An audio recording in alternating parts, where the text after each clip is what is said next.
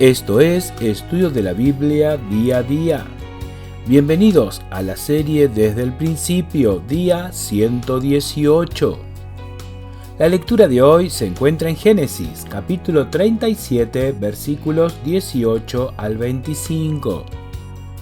Cuando ellos lo vieron de lejos, antes que llegara cerca de ellos, conspiraron contra él para matarlo. Se dijeron el uno al otro: ahí viene el soñador. Ahora pues, venid, matémoslo y echémoslo en una cisterna. Y diremos: alguna mala bestia lo devoró. Veremos entonces qué será de sus sueños. Cuando Rubén oyó esto, lo libró de sus manos. Dijo: no lo matemos. Y añadió: no derraméis sangre. Echadlo en esta cisterna que está en el desierto, pero no le pongáis las manos encima. Quiso librarlo así de sus manos y hacerlo volver a su padre.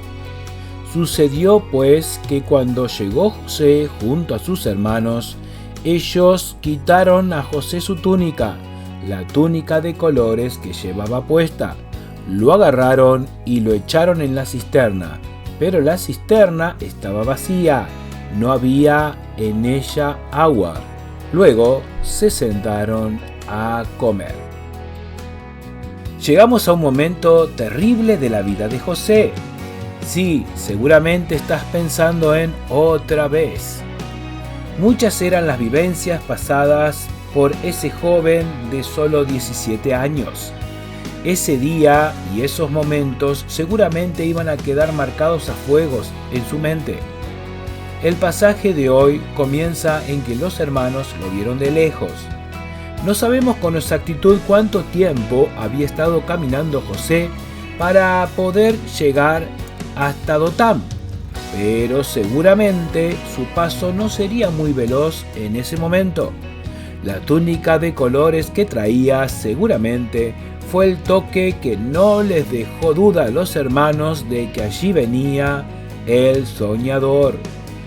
Ese tiempo en que José estuvo a su vista y tardó en llegar hasta ellos fue suficiente para que se pusieran de acuerdo en qué hacer. Sin dudarlo ni pensarlo mucho, decidieron acabar con él. Sí, acabar con él. El plan era tomarlo, matarlo como lo hacían con cualquier animal de su rebaño y echarlo adentro de una cisterna.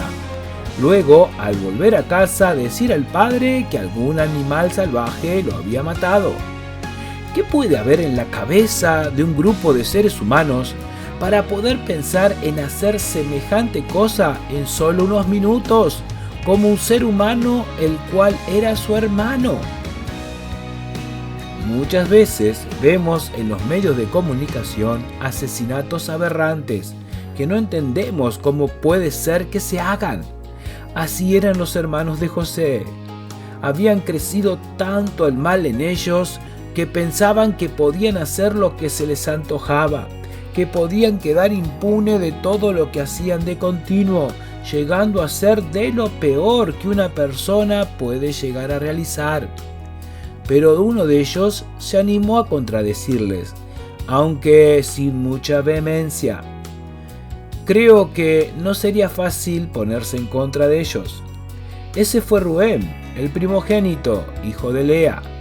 Él dijo: no lo matemos, se incluyó en la no acción. Pero después les habló a sus hermanos sin incluirse: no derramen sangre, échenlo en una cisterna. No pongan sus manos sobre él. Hemos visto que su intención era hacerlo volver a su casa, pero no se animó a hacerlo de una delante de ellos. ¿Por qué Rubén actuó diferente que sus hermanos? ¿Era mejor que ellos? Posiblemente tenía que ver con el lugar del primogénito. Cuando vimos el capítulo 35, puede volver al día correspondiente para refrescar los acontecimientos, que tomó a la concubina de su padre una noche para él y su padre se había enterado. Eso estaba poniendo en riesgo el privilegio de la primogenitura. De hecho, En el capítulo 49, 3 y 4 va a quedar establecido que la perdió por ese hecho. El salvar al amado del Padre le vendría bien para que él no tomara en cuenta el pecado con Bilhá. Podría ser que para Rubén era una oportunidad que solo se le presentaba una vez en la vida.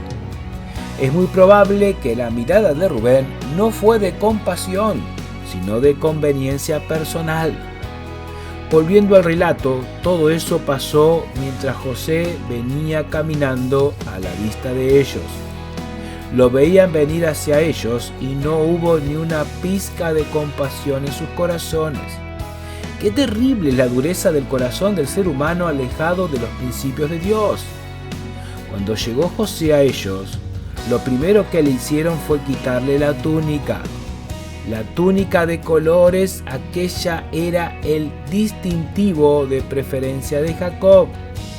Al sacarle la túnica, estaban volcando todo lo que habían en sus perdidos corazones: odio, rencor y celos.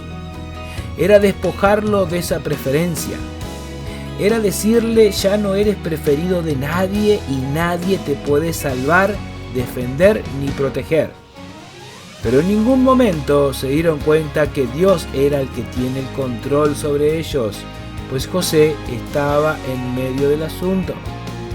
Todo indica que Rubén salió un rato de ese lugar y mientras los hermanos se pusieron a comer, no les había afectado en nada lo que habían hecho.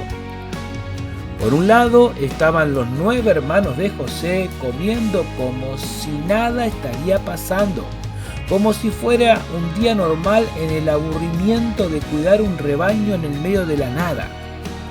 No quiero ni imaginar en lo que conversaban. Por otro lado estaba Rubén, caminando por ahí cerca pensando en cómo iba a hacer para poder sacar a José y mandarlo a casa. ¿Y la túnica? ¿Qué diría el padre si lo mandaba sin la túnica que el resto la había sacado? Si ahora estaban comiendo, quiere decir que José había tardado varias horas en llegar. ¿Podría volver aquel mismo día a su casa?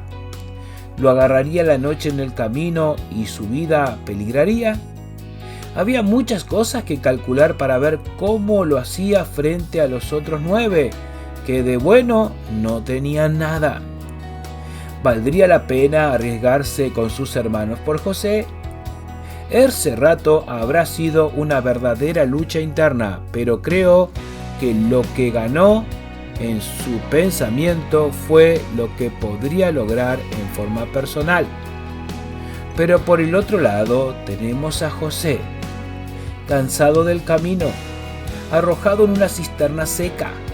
Eran pozos bastante profundos, pues había que llegar hasta la napa de agua que estaba por esos lugares bastante bajas, aunque a veces se le forraba con piedras por dentro para que retengan aguas de alguna lluvia, que en esos lugares eran muy escasas.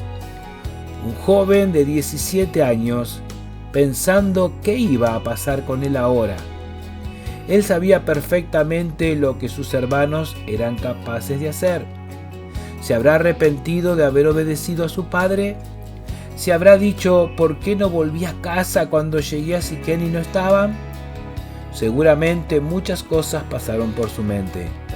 La Biblia no nos cuenta nada sobre eso, pero me imagino un joven lleno de dudas, temores e incertidumbre. Pero, ¿y los sueños? ¿Qué sería de ellos?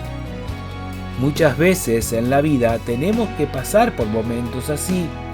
Son esas circunstancias cuando surge la pregunta: ¿dónde está Dios? ¿Por qué Dios permite esto en mi vida? Son momentos muy difíciles y por eso nos es difícil entender que Dios está aún en control, que Él, por alguna razón, permite que sucedan esas cosas. En ese momento Dios está permitiendo porque hay cosas que debe hacer con José, pero también con Rubén, Judá y cada uno de los que estaban ahí. Preguntas para el día de hoy. ¿Estás pasando una situación donde te sientes como José? Busca a Dios y espera en Él, pues Él tiene un plan para tu vida. Oremos. Querido Padre Dios, gracias porque siempre todo lo que permites que sucede en mi vida es para bien. Sé que la mayoría de veces no lo puedo entender, pero sé que un día lo entenderé. Ayúdame a buscarte a ti y esperar en ti en medio de los problemas o momentos difíciles en mi vida. En el nombre del Señor Jesús. Amén. Gracias por llegar hasta aquí escuchando el audio completo. Te invito a poder leer cada estudio de cada día del libro de Génesis en nuestro sitio web estudiodelaBiblia.com. Allí no solo encontrará cada estudio para leer, sino también el acceso a YouTube y Spotify para poder escuchar el audio de cada estudio, todo totalmente gratuito. Y además ofrecemos un cuadernillo de más de 170 páginas donde usted podrá trabajar un poco más cada día de estudio. Puede consultar para adquirirlo en el canal de WhatsApp Estudio de la Biblia Día a Día. Le pido que pueda apoyar este servicio de estudio orando y compartiéndolos con otros. Muchas gracias y que Dios bendiga su vida grandemente.